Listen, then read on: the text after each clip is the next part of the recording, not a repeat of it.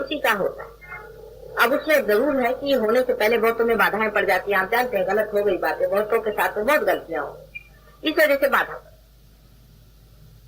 लेकिन किसी तरह से इन तीनों के चक्कर चल करके और फिर पार करना ही है। आज नहीं कल, कल नहीं कल।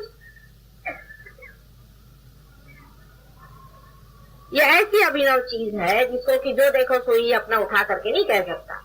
ये होना पड़ता है। कुंडलिनी आपके सामने चलती हुई दिखाई देनी चाहिए, उसका स्पंदन उठता हुआ दिखाई देता। अब देखिए कि जो प्रणव सिर्फ हृदय में सुनाई देता है वो आपको थ्रू आउट करेगा। आप अगर स्टेथोस्कोप लेकर के देखें उस आदमी को जब आप देखेंगे कि जिसकी कुंडलिनी ऊपर उठी है तो आपको पता चलेगा कि उसका अनहद अलग अलग अलग अलग पॉइंट से हो। अब देखिए कि कितना महत्वपूर्ण कार्य है कि त्रिगुण में बटी हुई ये शक्ति एक शक्ति हो जाए कि जो गुणातीत है, जिसमें गुण नहीं। कितना महत्वपूर्ण ये कार्य है। आज तक ये कार्य कभी हुआ नहीं पहले और न हुआ। लेकिन हमारे पास जो लोग आते हैं वो सब आधे अधूरे लोग हैं। वो समझते नहीं कि इसका महत्व क्या है।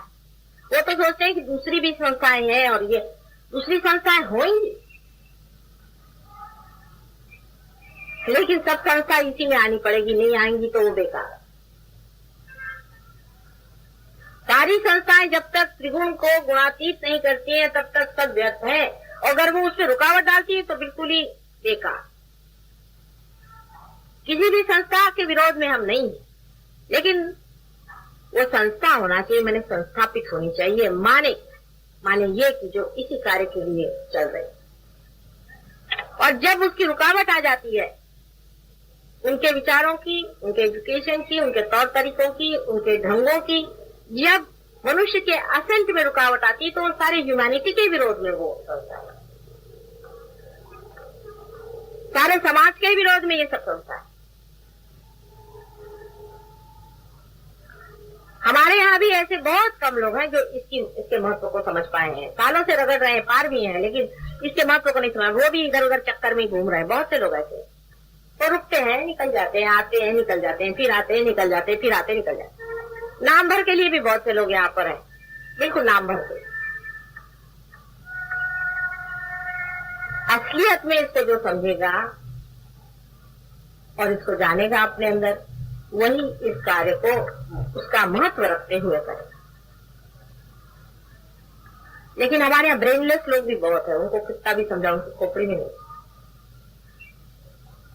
वो सोचते हैं कि बड़े सहयोगी हो गए। सहयोगी का मतलब वो होता है जिसने अपने को गुणातीत में पा लिया। वही सहयोगी है जिसने अपने को गुणातीत में उठा लिया। बाकी सब व्यर्थ है।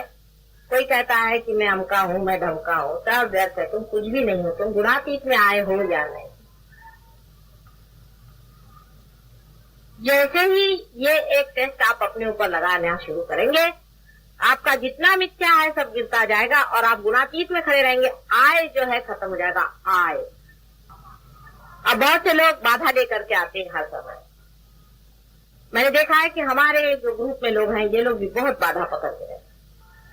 किसी के हस्बैंड पकड़ते हैं, किसी की वाइफ, किसी के बच्चे। आपको पता नहीं है कि एक एक बाधा निकालना कितनी मुश्किल की चीज है। जो लोग बाधा निकालते हैं वही जानते हैं कि कितना प्रॉब्लम हो जाता है। कल हमने किसी की बाधा निकाली तो यहाँ दामले थे, वो कहने माता जी ऐसा लगता है जैसे यहाँ से किसी ने बिल्कुल तड़ दिया है, यहाँ से जैसे कोई जला दिया। और आप लोग रोज रोज बाधा लेकर के चले आ रहे हैं और ऊपर से कहो कि तुम्हारे अंदर बाधा है तो बुरा मानते और घर पे जाके बुरे काम करते। ऐसे लोगों के लिए जो लोग बाधा निकालते उनके परम उपकार मानना चाहिए। तुमने तो एक भी बाधा आज तक निकाली नहीं।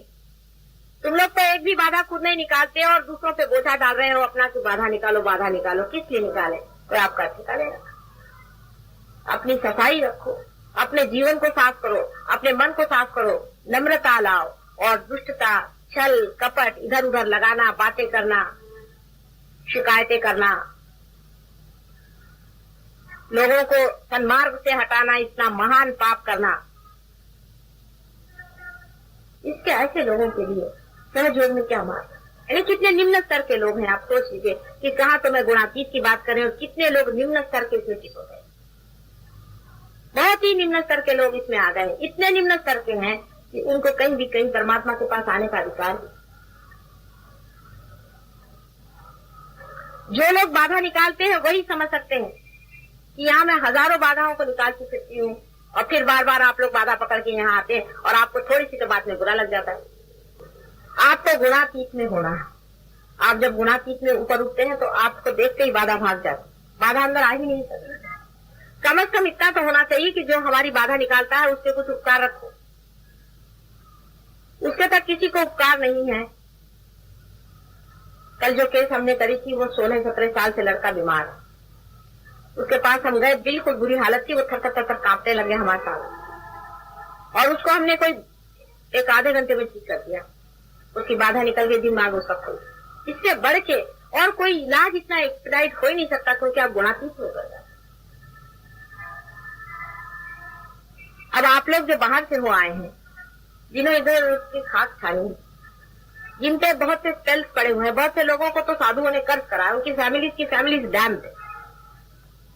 जिनको डैम किया हुआ है, ऐसी बहुत सी फैमिलीज हमारे पास आती है, उनका इतना उद्धार किया, इतना उनके लिए किया, इतनी मेहनत है, लेकिन वो हमारी बुराई करते रहते हैं। अभी वो हमारा नुकसान ही कर रहा है। वो ये नहीं समझ पाते कि गुणातीत में उतरने की कितनी महत्वपूर्ण काम को हम कर रहे हैं, उसमें उतरना है जिससे हमारा लाभ होगा। आप मेरे पास आते हैं तो मेरे ऊपर नहीं उपकार कर रहे हैं, आप अपना ही बचाव कर रहे हैं, इसको समझ लीजिए। आपकी अगर हम बाधा निकालते हैं तो आपको पता होना चाहिए कि आप भी कल ऐसे हो जाइए कि जो आप दूसरों की बाधा निकालें। इस दशा में आप आ जाइए कि आप दूसरों की बाधा निकाल। लेकिन ऐसे लोग यहाँ पर हैं जिन्होंने एक भी बाधा नहीं निकाली, लेकिन बातें बहुत करते, एक भी बाधा नहीं निकाल सकते, रोज अपनी ही बाधा लिए आते, किसी की बाधा नहीं निकाल सकते, हिम्मत ही नहीं है निकाले। ऐसे आधे अधूरे लोगों के साथ में कैसे काम? ऐसे लोग जो कि स्वयं की तो बाधा हटवाए, तब तो गुणातीत में हो, और दूसरों के अंदर भी, दूसरों के हृदय में भी ऐसा प्रेम अपना भरे कि वो भी आपके जैसे गुणातीत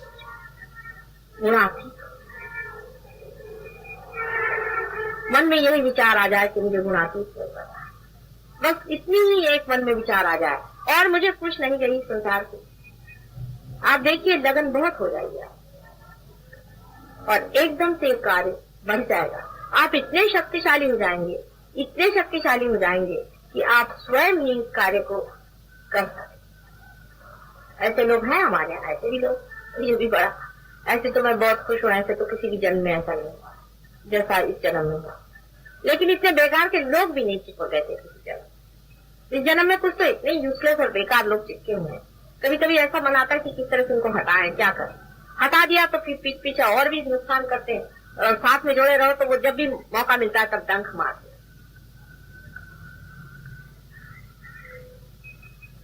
और वो सोचते हैं कि वो बड़े दुखी लोग हैं। दुखी कुछ नहीं, उनके अंदर भूत है, बाधा है जो उनको ऐसी बातें सिखाता है। सब गलत काम कर, आपस में जलसी करते हैं।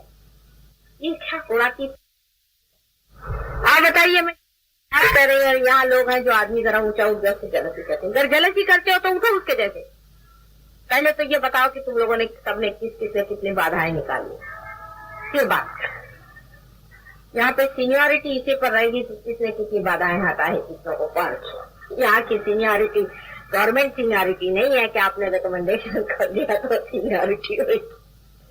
कितने लोगों की बाधाएं आपने निकाली है, आपने कहाँ कहाँ हाथ लगाया, इस पर सीनियरिटी होगी। गवर्नमेंट सीनियरिटी यहाँ नहीं चलने वाली। वही आदमी सीनियर माना जाएगा जो अपने हाथ में तलवार लेकर के धर्म के लिए खड़ा हो। प्रेम की तलवार है।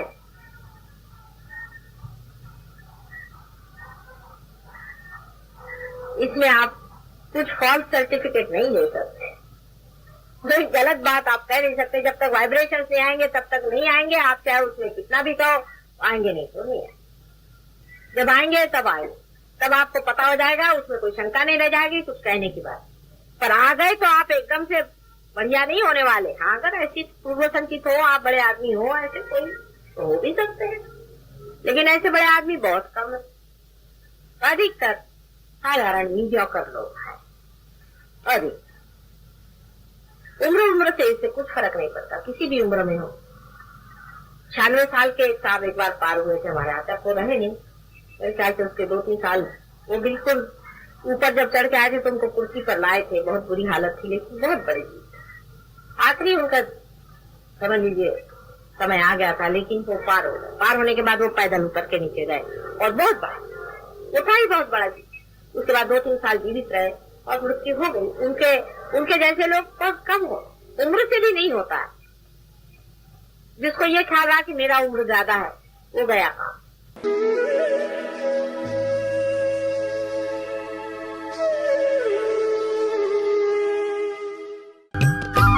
सब्सक्राइब कीजिए कुंडलनी जागरण को और प्रेस कीजिए बेल आइकन को, जिससे कि आपको मिल सके हमारी लेटेस्ट वीडियो सबसे पहले।